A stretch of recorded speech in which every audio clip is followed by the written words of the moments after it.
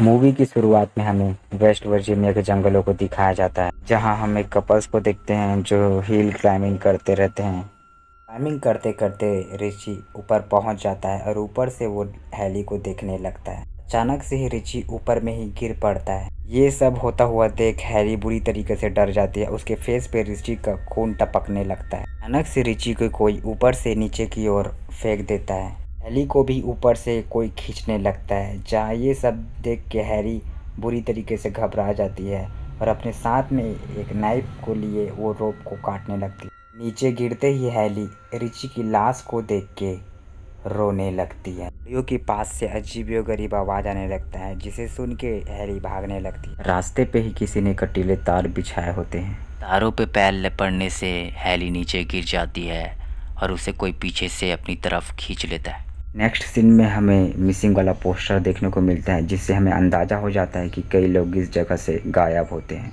Next scene में हमें car को देखते हैं जो कि हाईवे पे आगे बढ़ते रहते हैं, जिसमें हमें क्रिस नाम के लड़के को दिखाया जाता है जो अपनी जॉब इंटरव्यू के लिए निकला होता है। रास्ते में हम देखते हैं कि ट्रैफिक जाम होता है और कई सारी गाड़ियाँ वहाँ रुकी होती हैं। ये सब देख के क्रिस गाड़ी रोक लेता है। गाड़ी से उतर के क्रिस पूछताछ करने के लिए पास में ही एक ड्राइवर के पास जाता है और उसे पूछने लगता है कि ये सब खत्म होने में कितना टाइम लगेगा। ड्राइवर उसे बताता है कि एक ट्रक के पलटने से केमिकल रोड पे बिखरा हुआ है, जिसकी वजह से जैम है और ये जैम खत्म होने में बहुत टाइम भी लग सकता है। क्रिस अपनी गाड़ी पीछे मोड़ लेता है और वहाँ से वापस जाने का फैसला करता है। वो अपने किसी साथी को कॉल करके इन्फॉर्म करता है कि उसे आने में थोड़ा लेट हो जाएगा।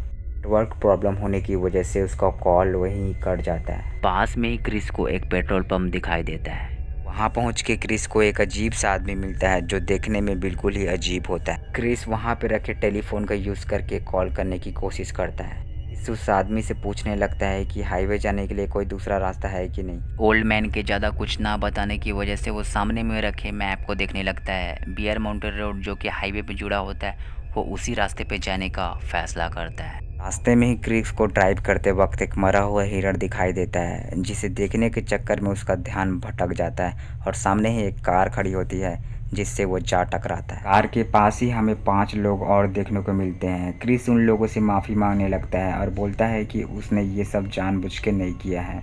क्रिस उन लोगों से पूछता है कि उन्होंने बीच सड़क पे कार क्यों खड़ी की हुई है। जैसी क्रिस को बताती है कि किसी ने कटीली तार को रोड पे बिछा कर रखा था, जिसकी वजह से उनके गाड़ी का टायर पंचर हो गया। जैसी क्रिस से पूछती है कि तुम ठीक हो कि नहीं, क्रिस उसे बताता है कि वो बिल्कुल ठीक है, उसे कुछ नहीं हुआ है। फिर हम सब देखते हैं कि पेड़ के पीछे से इन सब पे कोई नज़र रखे हुए हैं। इवान और फ्रेंसिन वहीं रुकने का फैसला करते हैं और बाकी लोग मदद के लिए आगे बढ़ जाते हैं। आगे चल के रास्ते में इन्हें एक मरे हुए जानवर का लाश देखने को मिलता है। पास जाके देखने में पता चलता है कि ये कोई नेवला होता है जिसे किसी ने बहुत बेरहमी से मारा होता है। आगे इन्हें जंगलों के बीचे बीच जलते हुए टायर दिखाई देते हैं, जिसे देख के इन्हें अंदाज़ा हो जाता है कि यहाँ कुछ गड़बड़ है। आगे हम फ्रेंसलिन को देखते हैं जो कार में बैठ के सिगरेट पीते रहती है।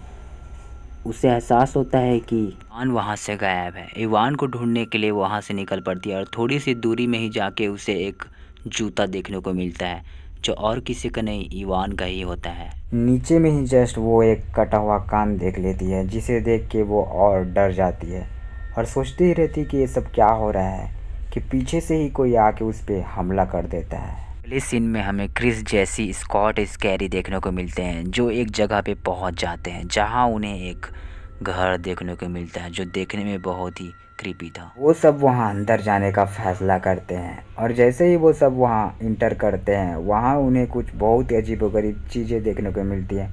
जैसे कि वहाँ का सामान सारा बिखरा पड़ा हुआ होता है और कई खाने की चीज़ें होती हैं, जिसे देख के उन्हें बहुत अजीब सा लगता है।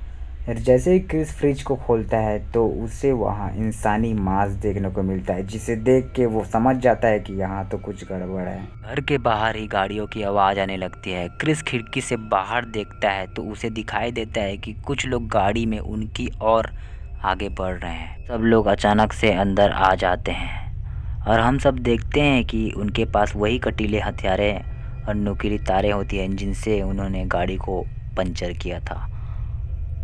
अगले सीन में हम देखते हैं कि क्रिस और बाकी लोग ये सब कुछ देखते रहते हैं और बहुत ही डरे सहमे हुए होते हैं। इस सीन में हमें फ्रेंसिन की लाश को दिखाया जाता है, जिसे नीचे ज़मीन में फेंक दिया जाता है।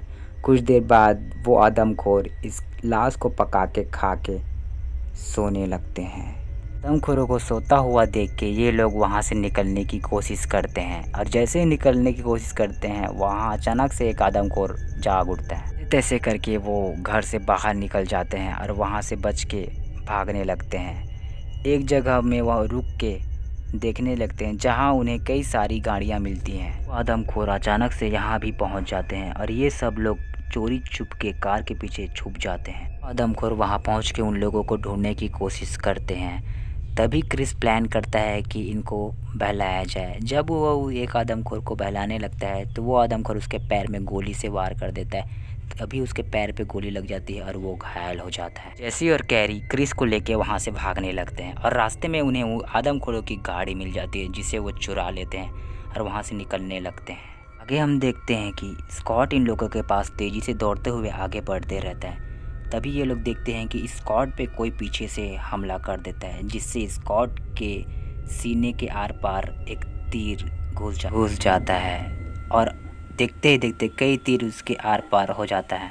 ये तीनों वहाँ से निकल के भागने लगते हैं और रास्ते में एक पेड़ के होने की वजह से रास्ता जाम हो जाता है जिससे वो वहीं फंस जाते हैं। वहाँ से पैदल निकलते निकलते ये लोग एक जगह रुक जाते हैं जहाँ इन्हें एक वॉच टावर दिख जाता है। ये तीनों धीरे धीरे ऊपर चढ़ने लगते हैं और चढ़ते चढ़ते ये ऊपर पहुँच जाते हैं। वहाँ उन्हें एक फास्ट ट्रैक का बॉक्स मिलता है जिसका यूज़ करके जेसी क्रिस के घाव पे मरहम पट्टी करने लगती है। वहाँ उनको एक रेडियो भी मिल जाता है जिसका यूज़ करके वो पुलिस को इन्फॉर्म करने लगते हैं कि वो बहुत बड़ी प्रॉब्लम्स में फंसे हुए हैं।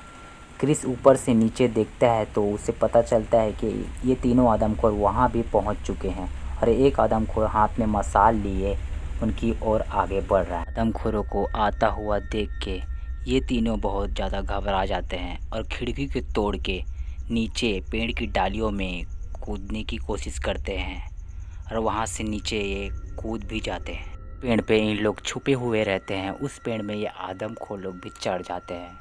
अगले सीन में हम देखते हैं कि एक आदमखोर कैरी के फेस पे कुल्हाड़ी से वार कर देता है। कैरी के मौके पे ही मौत हो जाती है। ये सब होता हुआ देख जस्सी जोर से चिल्लाने लगती है। तभी क्रिस उसका मुंह बंद कर देता है। सुबह क्रिस और जस्सी वहाँ से निकल जाते हैं। तभी बीच रास्ते में उन्हें एक पुलिस वाले की गाड़ी दिखाई देती है। क्रिस पुलिस वाले के पास जाके उससे हेल्प मांगने लगता है और सारी बातें बता देता है। पुलिस वाला ये सब सुनते ही रहता है कि अचानक से पुलिस वाले की आंख के आर पार एक तीर घुस जाता है जिससे उसकी मौत हो जाती है और ये आदमखोर क्रिस पे भी हमला करने लगता है।